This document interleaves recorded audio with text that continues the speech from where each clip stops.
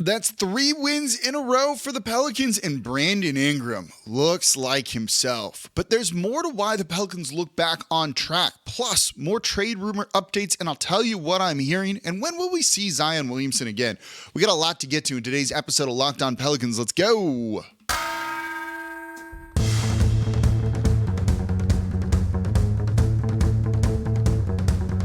You are Locked On Pelicans, your daily New Orleans Pelicans podcast, part of the Locked On Podcast Network, your team every day. Welcome to another edition of Locked On Pelicans, the daily podcast covering your favorite team, the New Orleans Pelicans and NBA, part of the Locked On Podcast Network, your team every day, available wherever you get your podcasts and available on YouTube. I'm your host, Pelicans Insider, credential member of the media, Jake Madison, at NOLA Jake on Twitter, here with y'all on this Wednesday. Busy day for the Pelicans, getting their third straight win. That's, by the way, tied for the second longest winning streak in the NBA currently. They look back on track. And Brandon Ingram's a big part of the reason why I want to break down what we saw from him in this one. But it's more than just BI. There's other guys that are really stepping up. There's a few things happening on offense that you can see. We'll talk about those in the second segment, then more trade rumors and Zion talk in the third. And of course, thank you, by the way, for making Locked On Pelicans your first listen today and every day. We're here Monday through Friday for y'all completely free. No one else comes to you like this, breaking down the topics that you want to hear, giving you a calm, at times measured perspective on a 10-game losing streak. I told y'all they were going to be okay. As we head in towards the All-Star break, subscribe wherever you get your podcast. Tell a friend about the show. This is a fun team. They're going to be in the playoffs this year. Make sure everyone's tuned in to Locked On Pels here.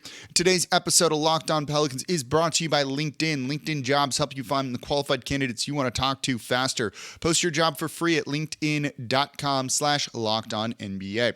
So let's get into it. The Pelicans beating the Atlanta Hawks 116-107, basically in control command the entirety of this game. Didn't close as well as you would have liked, but they ended up being fine, and at no point did I think the Atlanta Hawks were going to win this game. And that was really because Brandon Ingram was feeling it. 30 points on the night for the Pelicans leader here. On a cool just 18 points, and he did that without making a three. 0 for 1 from deep. He got to the line 9 times, made his free throws. This is the type of all-star-esque performance we've kind of come to accept from him and almost take for granted from him. It's very clear he wasn't fully back yet, a little bit rusty, maybe dealing with some soreness in the toe as he came back from that very extended layoff, admittedly.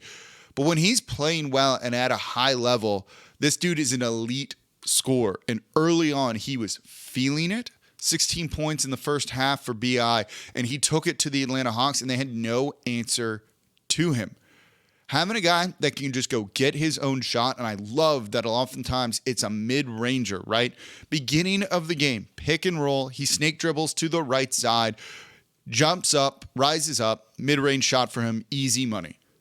That's a guy that in the playoffs is going to be able to succeed, did succeed against the Phoenix Suns because he has the ability to create his own instant offense. No one else on the Pelicans outside of BI outside of Zion, and to a lesser extent, CJ really has the ability that he does.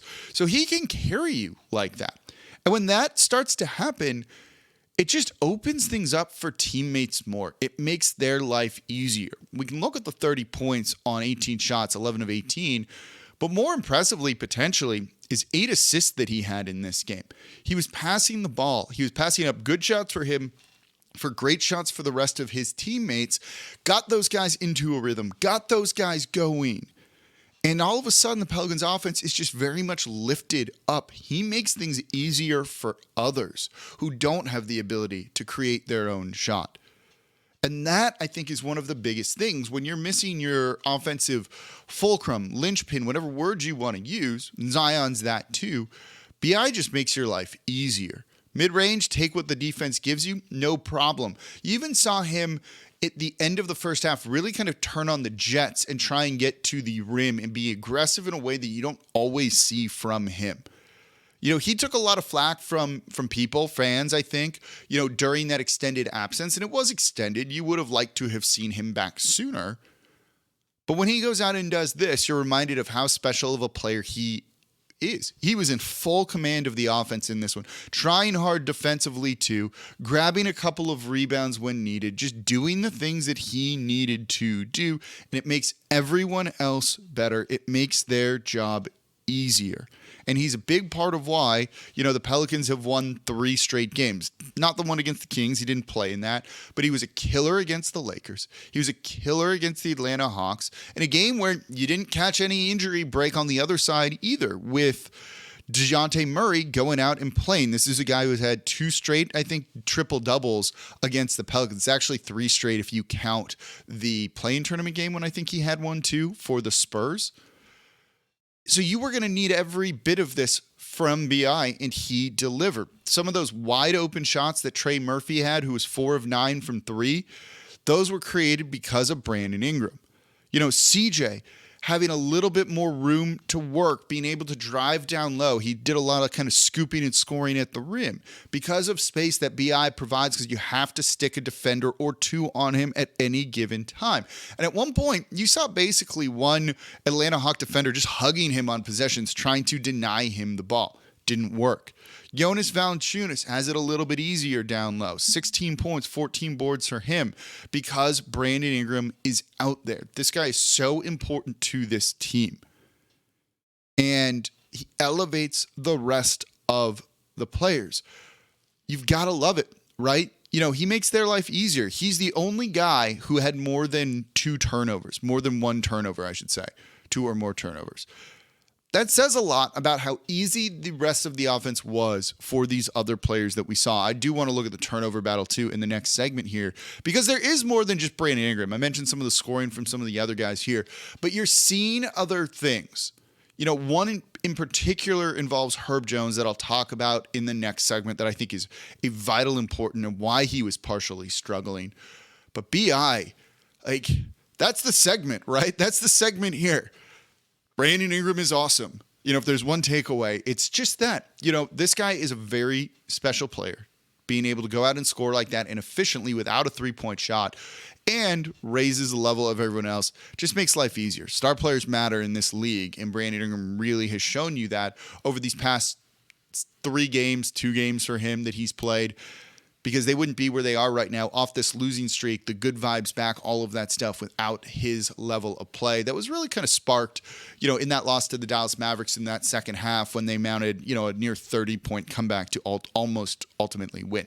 So coming up next, let's look at what else is going really well for New Orleans. What are they doing well that makes their life a whole lot easier, and why they're scoring more and seem to be looking like the team that was top 4 in the league for a really long time.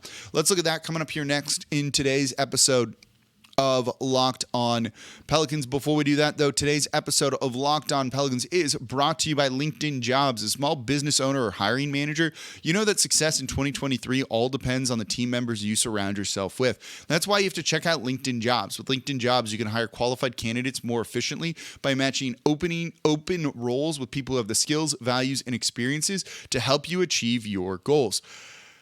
Having the wrong people or not enough people just puts more stress on your business. You can't deal with that. It's going to drag everything down. Just hire the right person, and LinkedIn Jobs helps you do that with quickly attracting qualified candidates to your open jobs with targeting tools. And they go beyond resume data by using insights from your job post, your company, and their 875 million member profiles to put your job post in front of the most qualified candidates.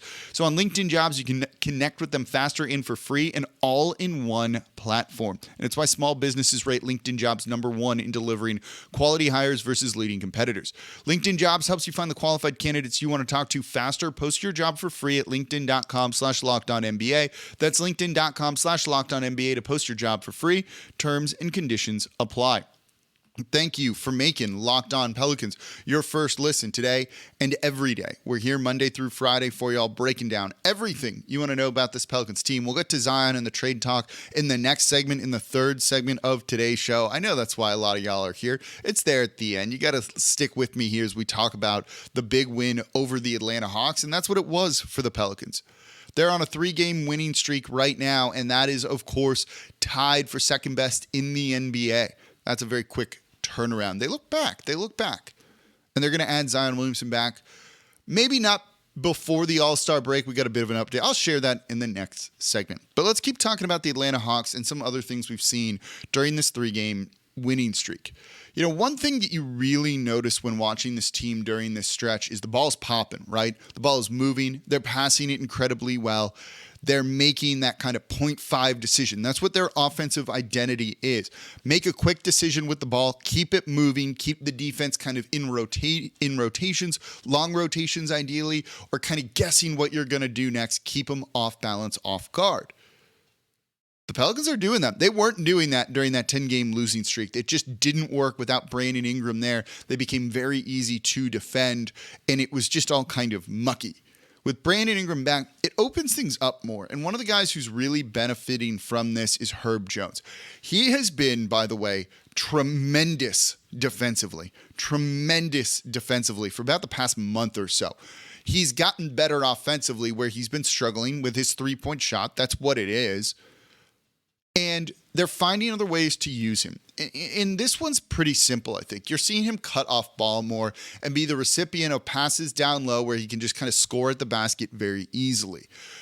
That happens when you don't necessarily have Zion out there, when the opponent isn't just crowding the paint. With Zion there, he can't do that as much because there's an extra defender in the paint anyway trying to take away Zion's drive. So if Herb Jones cuts, he's just going to run into someone and you can't make a pass to that.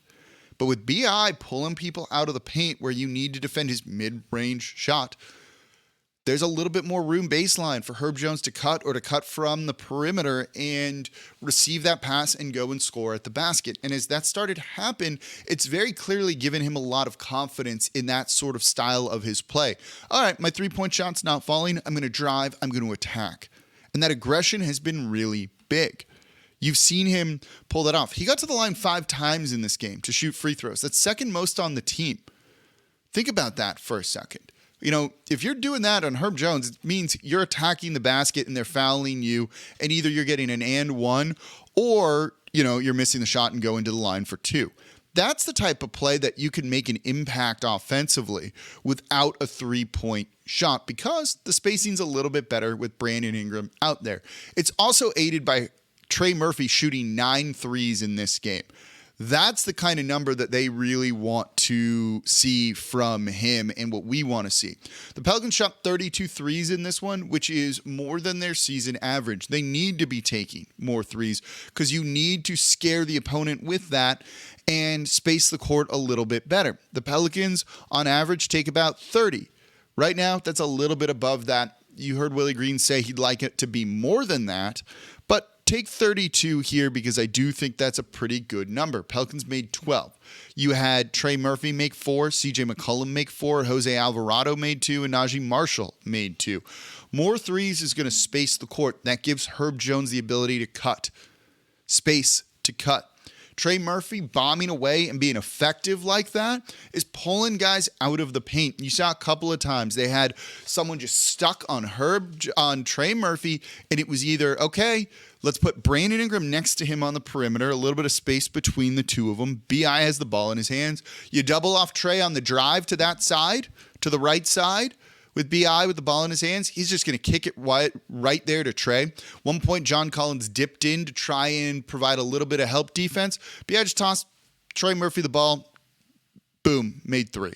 You've seen other times where B.I. has space to drive to the basket and attack because the defender isn't going to help because they know that pass would be coming to Trey Murphy. And when Trey's making those shots, it just opens things up. The threat of the three-point shot from good shooters is going to beat teams. And it's going to open things up more, and you're seeing that. Along with the ball movement, that's key.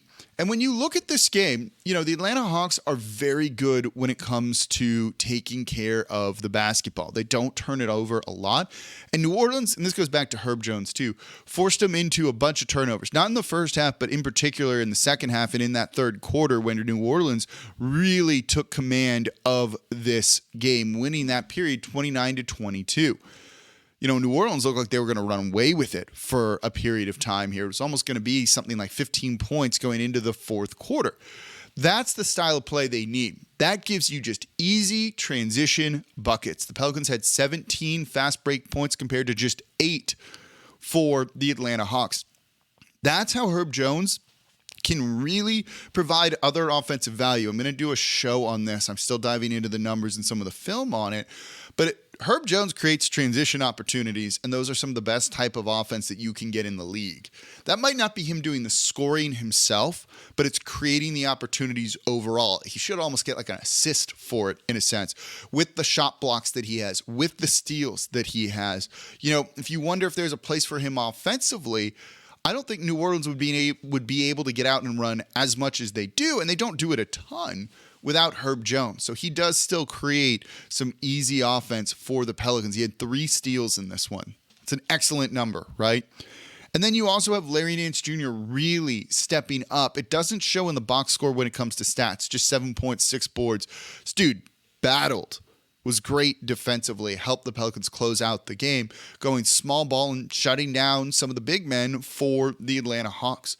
But you're seeing all of these things kind of come back together, and it does coincide with Brandon Ingram really being out there on the court, having kind of a focal point of the offense beyond CJ McCollum, I think really helps things, and it's only going to get better when Zion Williamson comes back. And speaking of that, let's talk about when he's going to come back and talk about trade rumors coming up here next in today's episode of Locked On Pelicans. Before we get to that, though, today's episode of Locked On Pelicans is brought to you by FanDuel.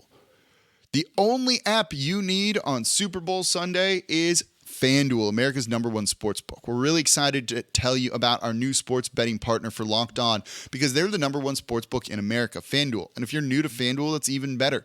They have so many great features that make betting on sports fun and easy. So download the FanDuel app now so you can bet Super Bowl 57 with a no-sweat first bet. You'll get up to $3,000 back in bonus bets if your first bet doesn't win. And FanDuel lets you bet on everything from the money line to point spreads to who will score a touchdown, all the prop bets. You want to get in on what color the Gatorade's going to be in the Super Bowl?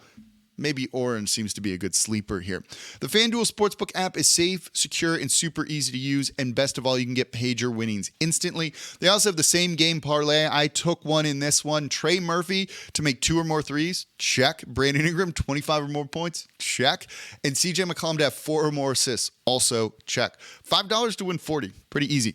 So join FanDuel today at FanDuel.com/lockedon to claim your no-sweat first bet on Super Bowl 57. That's FanDuel.com/lockedon. Make every moment more with FanDuel, official sportsbook partner of the NFL. And thank you for making Locked On Pelicans your first listen today and every day. We're here Monday through Friday for y'all, breaking down everything you want to know about this Pelicans team like no one else is. Completely free, Monday through Friday, no weeks between shows or anything like that. We're always here. You know where to find it, wherever you get your podcasts and on YouTube. For your second listen, we got a Saints show, Locked On Saints. Derek Carr, really, I'm not excited about that, but there's ways they can make it work without maybe giving too much up. Maybe that'll be the saving grace. Go check out Locked On Saints for all your black and gold needs. Okay. We got the trade deadline Thursday. Right now, when I'm recording this, it's Tuesday night. I'm also keeping an eye on the Laker game, just given the LeBron record and everything right now. Which means the NBA is still kind of figuring a few things out, but we're starting to get to the final 48 hours, 24 hours or so before the trade deadline when things really are going to start to happen. It got kicked off with the Kyrie Irving trade. You saw a couple of smaller moves throughout Tuesday as well. I think this is when you're going to really start to see some dominoes fall. But maybe things are held up by Kevin Durant a little bit. Are the Phoenix Suns going to make a move now, knowing that they can go after Kevin Durant again in the offseason? Same for the Toronto Raptors. And the Toronto Raptors, a team the Pelicans have been linked to a lot, and a team that I'm high on trading with because I'm very high on Gary Trent Jr. getting added to the Pelicans. I don't know if that's going to end up happening kind of from what I'm hearing. The Raptors are asking for a lot for OG Anunoby, and I'm not too excited about OG Anunoby in the first place, especially when you consider what you would need to give up, at least one young player and one first-round pick, but likely more based on what the Raptors are asking. And I don't think that's a price that the Pelicans want to pay because you're also going to then need to pay OG Anunoby $30+ million on his next contract. I think they like Herb Jones at, almost a fraction of that price. Maybe you get Herb Jones for $30 million total instead of $30 million per season.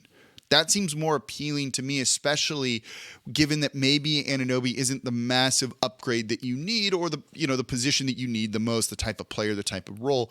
And I think that's something that's going to scare the New Orleans Pelicans off.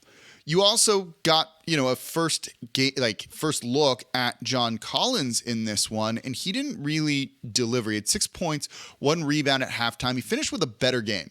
6 of 9 for 15 points, 6 boards. He had 2 pretty solid blocks too. It works a little bit. I just don't quite know his role on this team, given the money that he's making, given what you may need to give up, which might be a couple of seconds, maybe a first-round pick, plus salary to make it work. He just didn't impress me as a guy that is going to do what for this team to really elevate them.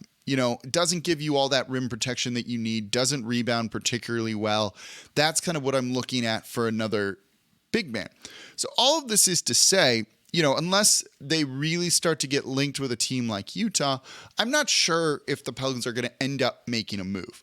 I do think that if they feel they are really close to winning a title and could be this year, they'll go after someone. I talked about it in yesterday's show, but after being at the arena on Tuesday night, my feeling is probably not making a move as of now, but I reserve the right to change that. It's tough to read people and what this team is going to do this year, I'll be honest with you. So it wouldn't surprise me either way. I don't think Gary Trent Jr., based on what I'm hearing, is going to get moved from the Toronto Raptors. I think they'd like to move OG Anunoby instead of him. I think they really would like to keep Gary Trent Jr., kind of retool around whatever they get back from Anunoby, or flip some of that stuff very quickly and kind of unlock different lineups that maybe work a little bit better for him. So I don't think Gary Trent Jr. is going to happen. That leaves you looking at guys like Bojan Bogdanovic or some of the various parts from the Utah Jazz. And I do think if you could get Vanderbilt and Malik Beasley in a deal, that would be good for New Orleans. That also probably signals what their intention with Jonas Valanciunas is going to be, though worth noting that Valanciunas was very good in this game. 16 boards, 14 rebounds, 8 of 10 shooting. Just super efficient, cleaning up a bunch of misses, getting a lot of putbacks and things like that. They are in a good spot if they decide not to do anything, because you are going to get Zion Williamson back. I've said it could be sooner rather than later. Willie Green put a little bit of a damper on that, saying it's likely not going to be before the All-Star break, but I want to see if this team goes through a practice or two, and maybe with a game looming on Friday, there's a chance that Zion could come back. I think that's really what he would be targeting. I certainly believe he wants to play in the All-Star game. We'll see. I think that could change too, but based on what Willie Green said, doesn't sound like we'll see him. Right now, a lot of things up in the air for New Orleans. I think they would really like to see what they have in Zion Williamson, what truly that starting lineup is capable of doing beyond just a small, limited sample size. But they know they have the picks to move, but trust me, they're very high on Herb Jones. I don't necessarily see him being included in a deal, but things could change. We'll see. But I'm starting to think there's going to be no trade at all with the Toronto Raptors at the very least. Detroit doesn't seem overly anxious to move Bogdanovic either.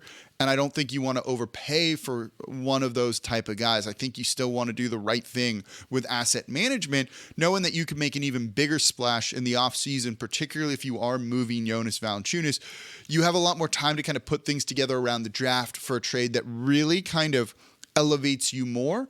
And I think that could be what the Pelicans are thinking right now. But we'll see by Thursday. And if a deal gets done, we're going to be covering it here immediately over at Locked On Pelicans. So be sure to subscribe. We're almost at 7,000 subscribers on YouTube. That's a really, really cool number. Round numbers are always fun. Please subscribe if you're listening for the first time. And as always, I'm your host, Jake Madison, at NOLA Jake on Twitter. And I'll be back with you all tomorrow to talk a little bit more about the trade deadline and what the Pelicans could be doing.